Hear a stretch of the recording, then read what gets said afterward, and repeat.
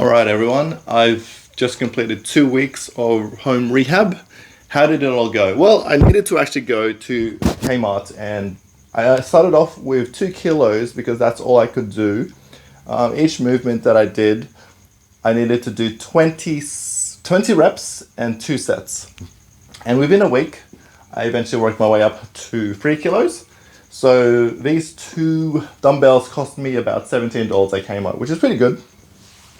And also I needed to use some power tubes because you'll see in the video that what exercises I'm doing. I'm not really sure what they're called, but there was a 9-piece set that came out for, how much was that? For 26 bucks, so that's pretty good.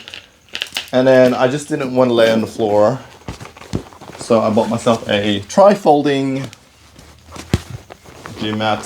How much did that cost me? 29 bucks.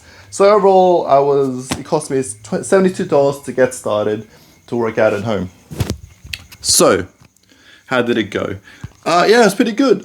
We started off, the first consultation, I just gave my history. So what is my history?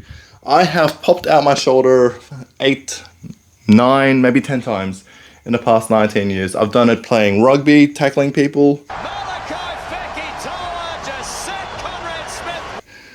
doing hip hop. Your head, the direction you're spinning, legs close at the same time, and hand pushes off at the same time. I've done it wrestling. I've done it swimming. Freestyle final. Oh no! Oh my gosh! This is a disqualification for Sun Yang. That was a mess. I've done it just waking up and yawning.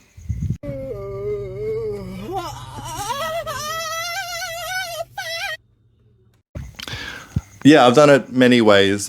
So there is a lot of instability. But what was interesting when she spoke to me is, sure, there's the ligament tear, and there's nothing we can do about that unless it's surgical intervention. But what we can do is we can strengthen the shoulder region, and that's called the rotator cuff. And that's a group of muscles. The deltoid, I'm not sure what else, maybe the scapula, I have to research that. And that's something that we can work on, especially since I don't really want to do surgery. And she told me, even if I had surgery, it would be exactly the same rehab anyway. That's something that we're going to build towards. So I guess we're just doing posterior lateral. 4, 3. Good. Again, good neck support. Palm facing down for these ones. Hip towards ceiling. So I should always avoid supinated with my palm? Hip towards ceiling. First video. Yeah, you did. From the tip of the shoulder, Yeah. back. I'm just not sure if it was like filmed. Yeah. So make sure you do that in all 3 exercises. Okay. With this one, it's hard to keep the elbow on the ribs. You'll always tend to float out a little bit. So just try and stick it if you can. Okay. You can tell that this is an unstable position. So we want to train into an unstable position, but not be like careless about it. Okay. Good. Nice. And see how your shoulder is at 90 and your elbow's at 90? So we like square shapes.